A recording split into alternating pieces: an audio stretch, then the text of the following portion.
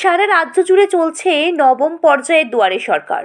পূর্ব বর্ধমানের জামালপুরে আজ পাড়াতল 1 ও 2 নম্বর পঞ্চায়েতে দুয়ারে সরকার অনুষ্ঠিত হয়।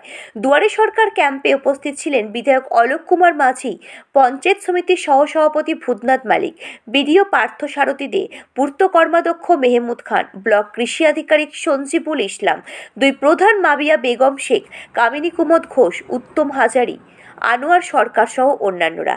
এই ক্যাম্প ঘুরে তারা ক্যাম্পে আসা ব্যক্তিদের সাথে কথা বলেন, সকলের সুবিধা অসুবিধার কথা শুনে তারা সমস্যা সমাধান করার চেষ্টা করেন। জামালপুর থেকে আশিস কুমার ঘোষের রিপোর্ট, জলপাইগুড়ি টিভি নিউজ।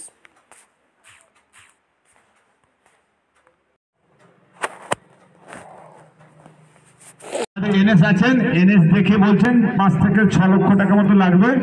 তো এস্টিমেট সামনের সোমবার আমাদের বিধায়ককে দিয়ে দেবেন, আমরা খুব তাড়াতাড়ি কাজটা শুরু করে দেবো।